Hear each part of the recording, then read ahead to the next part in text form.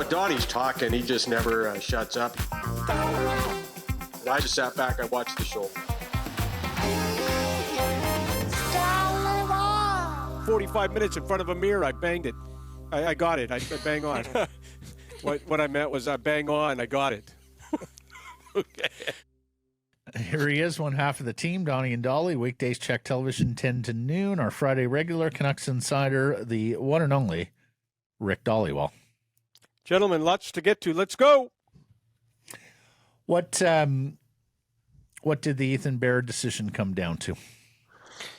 Oh, Matt, the moment he got injured and the moment that they said he's out 6 months with a shoulder injury, that was it. That's when the Canucks had to say, look, all the dynamics of him being an RFA have changed. They really did change that day because now he's not back till December. There's always the possibility, Matt, of a setback, and now it's 7 months, and then you got to go to Abbotsford for a couple of weeks. There's just, you can't qualify him at 2-2 if he's possibly going to miss most of the year. Now, there's a lot of other things at play in the Bear thing that a lot of people don't understand. First of all, his agent had arb rights. He very easily could have executed the arb rights. If he puts the arb rights into play, then you're looking at a contract for 2.5, 2.6 for Bear. So there was a lot more than just the injury, but the injury really made the Canucks think they liked the player. They had a good long talk with the agent today, and they explained everything. I've talked to the agent, Jason Davidson. He does become a UFA. It wasn't supposed to be this way. I fully, they a few weeks ago, they talked about a 1-year deal, a 2-year deal, a 3-year deal. I believe the Canucks, after the injury, also made an offer of a 1-year deal after finding out that he's going to be, but I don't think it went anywhere.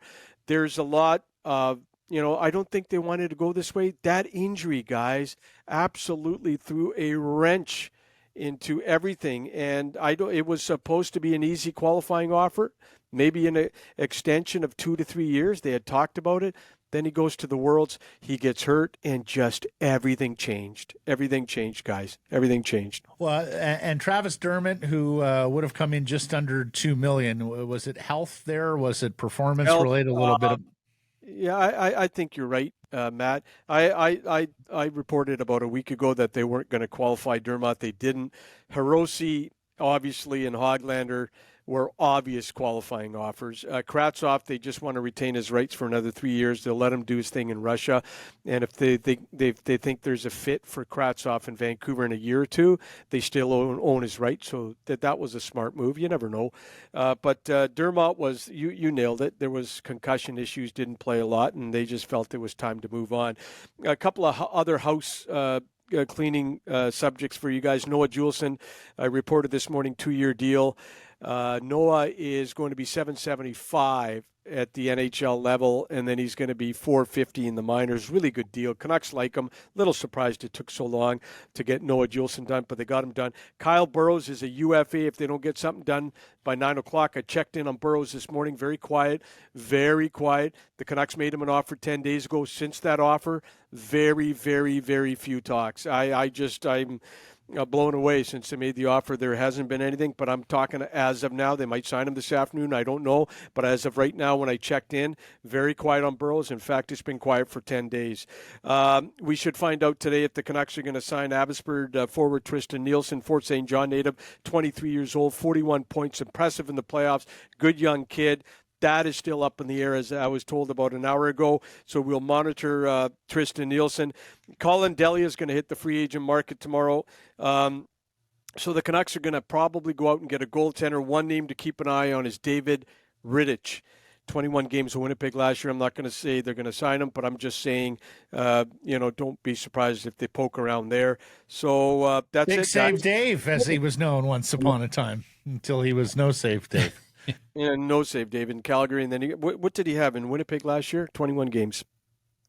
Hey, Ricky, just back to Ethan Bear for a quick sec. Do you get a sense from the agent that the door is completely shut on the Vancouver Canucks, or is there going to be interest in a guy that is going to require 6 months of rehab? Like, what's the next step? Like, will there be a market for Ethan Bear, even though he's on the shelf right now? Yeah. Look, I just talked to the agent. He's going to become a UFA.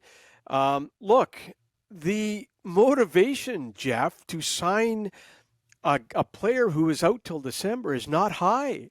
Ethan Bear's now got to wait till November, start poking around when he gets close, and start monitoring which teams are looking for defensive help. But I mean, if you're running a team right now, Jeff, are you going to sign a guy that is got a shoulder injury till December? He's a UFA, and they got to go now.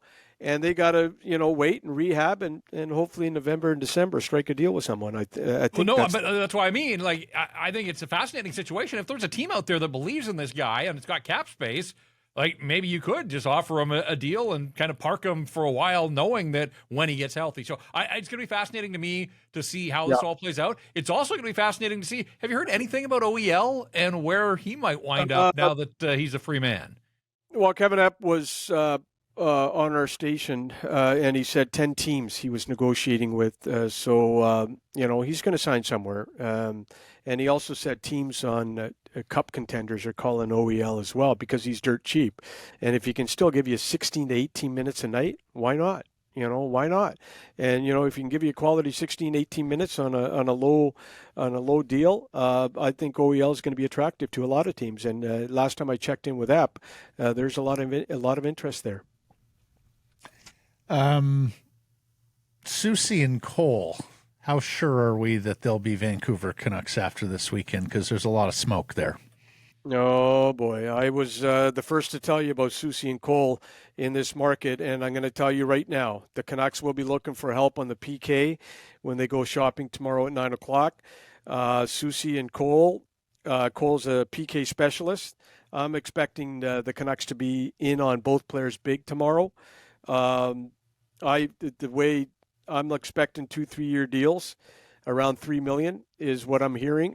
Is just the scuttlebutt out there.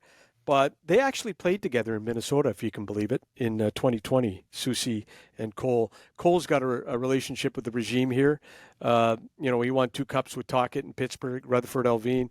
Soucy's just he's a big defenseman, and when you look at Rick Tocchet and his desire to get bigger, Soucy fits that bill. And I think that Soucy played in Seattle.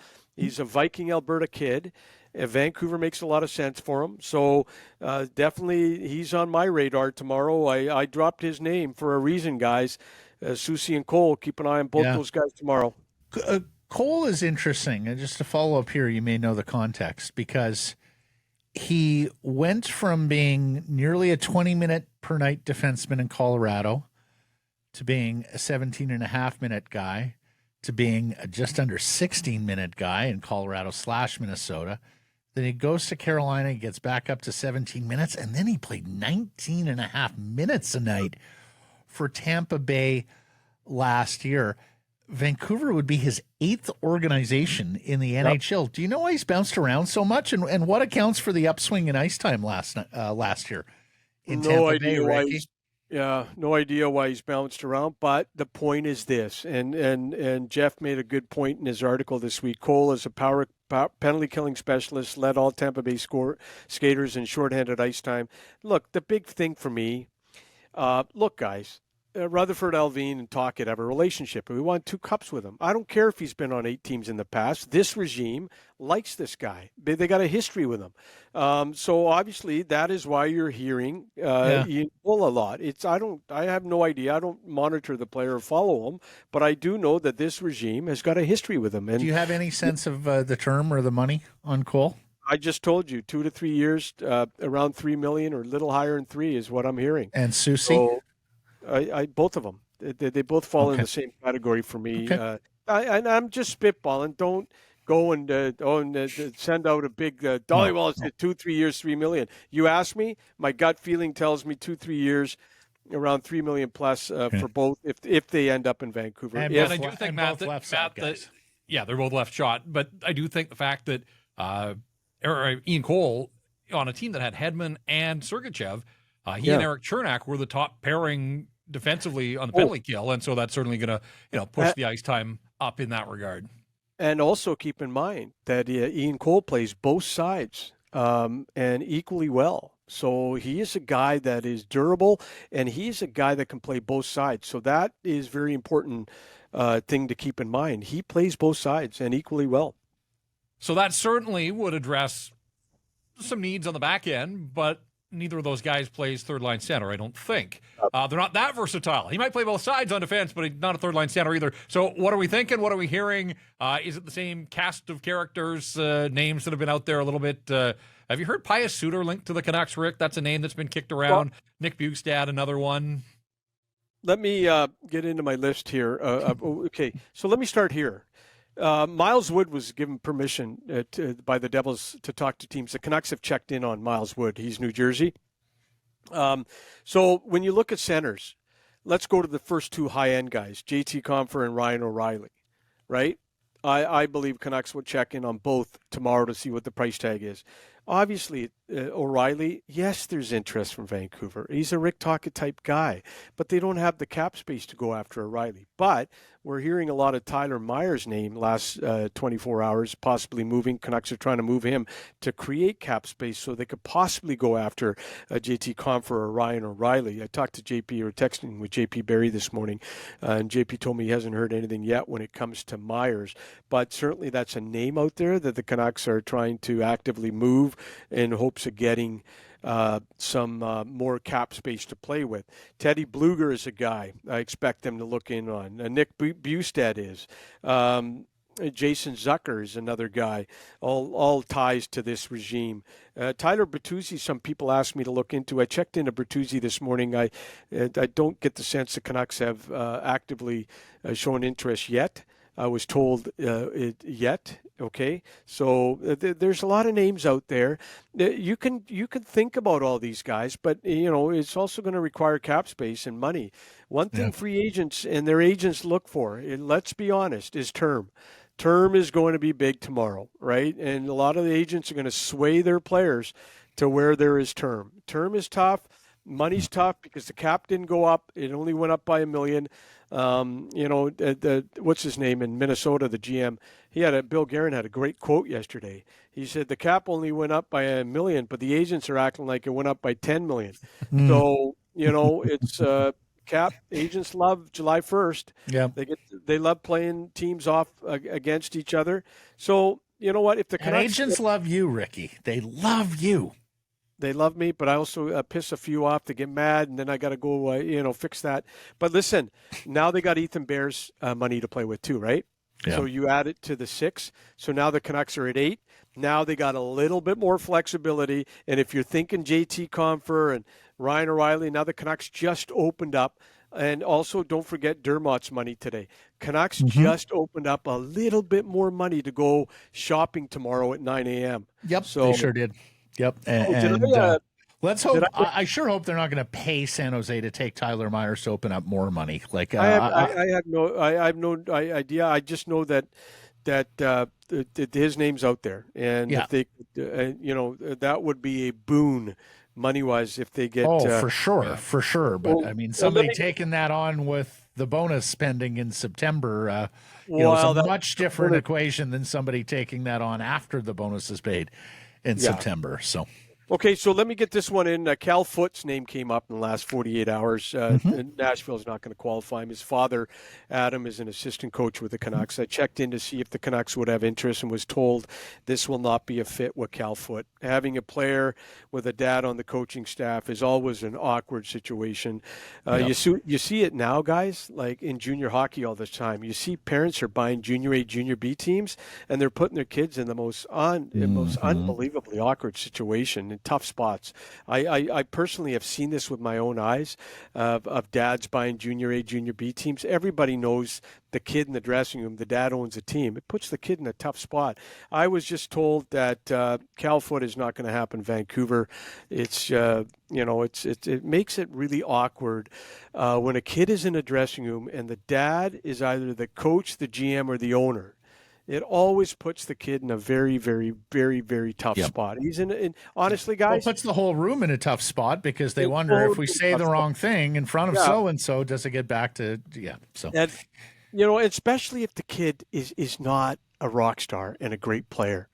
Because if the kid is a great player, that eliminates a lot of the problems in the dressing room. But if the kid is a borderline player and your dad bought the team, That's when it gets crazy. And a lot of these dads are buying teams because their kids are borderline players. I mean, that's at that level. I mean, we've seen that in the CFL, even with the Calgary Stampeders. We haven't yet see that with the NHL. Because if your kid's a really good player, you're not buying a team. Let's call a spade a spade. But it is exactly. You're living off your kid. Yeah. Well, Ricky, we got to run, but we're going to join you. We're going to join you. You're going to join us Wednesday of next week, just so everyone is aware. We'll have a show tomorrow on Saturday, no show Monday, and then Ricky will be a part of our show on Wednesday. This whole free agent thing on Saturday, that messes with your Friday night, though. Oh, no. The Crown's going down good tonight. Okay. That's not going to stop Multitasking. me. All right. Well, hold on a second. Free agency starts at 9, so I got ample time to get up and get ready for it. That's right. Yeah, I know you're an early riser. Absolutely. You pace that cul-de-sac, you watch your language in front of the Whittingham home, and we'll catch you on Wednesday. Thanks for this, Rick. Yep. Coffee, Donnie and Dolly mug. I'll be starting to call the agents, text them at 6 a.m. tomorrow and 9 o'clock. Let's go. Let's have some fun tomorrow. Tackle all the hills with ease and don't arrive at work all sweaty. Get around the city on electric transportation that fits your lifestyle and get it at bestbuy.ca.